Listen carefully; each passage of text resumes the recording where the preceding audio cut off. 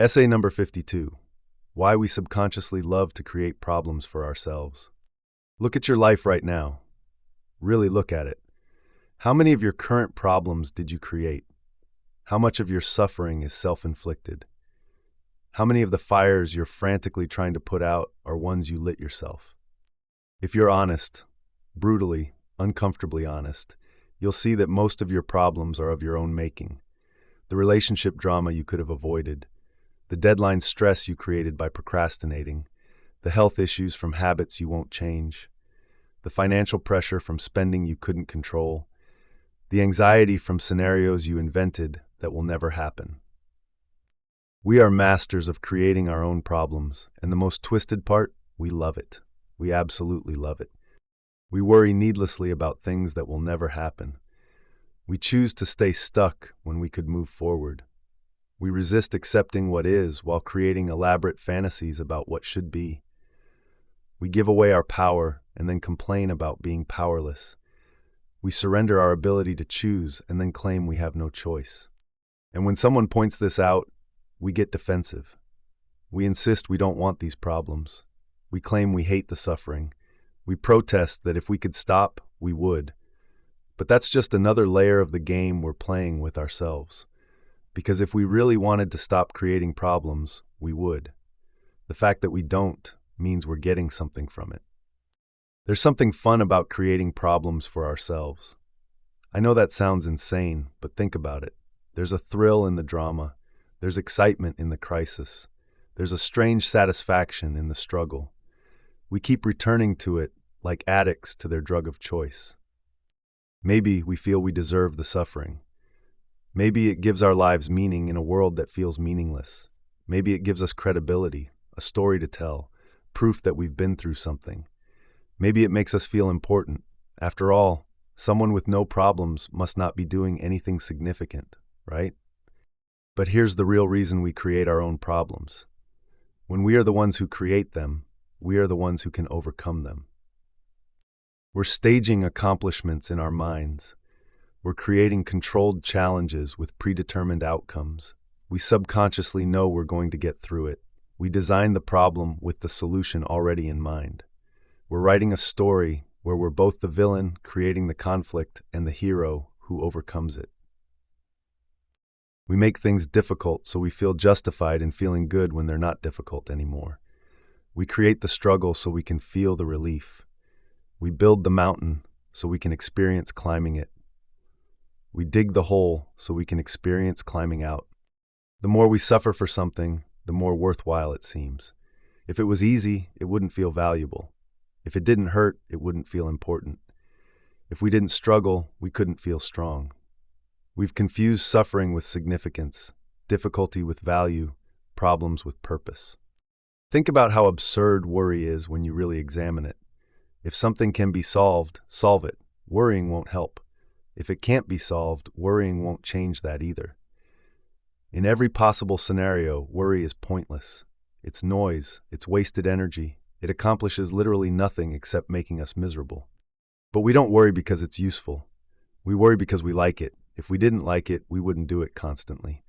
Worry feeds something in us that modern life has stripped away. It gives us something to survive, something to overcome, something to fight against. Because what are we surviving in modern life? What great challenges are we overcoming? What life or death situations are we navigating? For most of us, the answer is none. We've solved the basic survival problems that gave our ancestors purpose and meaning. We're not hunting for food, fighting off predators, struggling against the elements. So we create psychological problems to replace the physical ones we no longer have. We manufacture mental and emotional challenges to fill the void left by the absence of survival challenges. We need something to overcome, so we create things to overcome.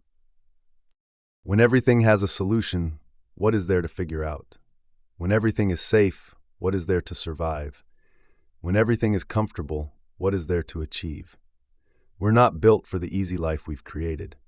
We're built for struggle, for challenge, for overcoming. So when life doesn't provide those things, we create them ourselves. We can't be at peace because peace feels like death to a nervous system evolved for danger. We can't be satisfied because satisfaction feels like stagnation to a mind evolved for problem solving. We can't be present because presence feels like vulnerability to a psyche evolved for threat detection. But here's the deeper truth. We create our own problems to address things we know would otherwise become issues outside our control. We create manageable problems to avoid unmanageable ones. We create solvable crises to avoid unsolvable tragedies. We create controllable drama to avoid uncontrollable reality. It's actually a brilliant psychological strategy. By creating our own problems, we get to control the narrative. We get to determine the scope, the timeline, the intensity. We get to ensure there's a solution because we created the problem with the solution already in mind. Think about it. That relationship drama you keep creating, it's easier than facing the possibility of real intimacy and the vulnerability that requires. That work stress you maintain, it's easier than admitting you're in the wrong career and facing the uncertainty of change. That health issue you won't address, it's easier than confronting your mortality and the reality that your body is temporary. We create problems in the scope of knowing we eventually have the solutions. We create them in ways that allow us to heal, address, fix, and cope with whatever we need to deal with before some external circumstance forces us to. We're essentially inoculating ourselves against real problems by creating fake ones.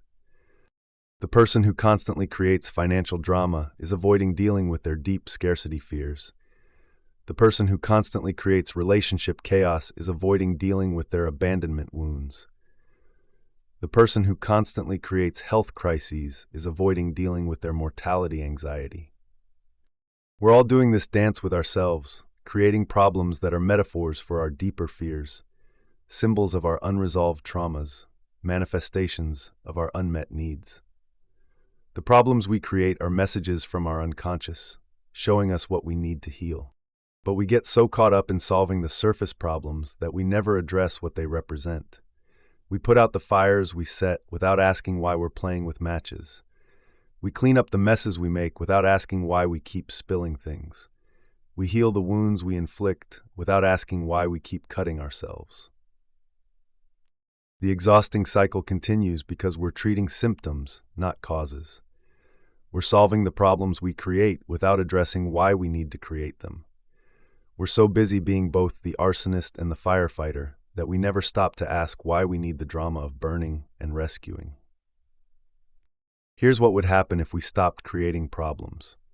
We'd have to face the real issues, the existential ones, the unsolvable ones, the fact that life is uncertain, that death is certain, that meaning isn't given but must be created, that love requires vulnerability, that growth requires discomfort, that peace requires acceptance of what is rather than fighting for what should be.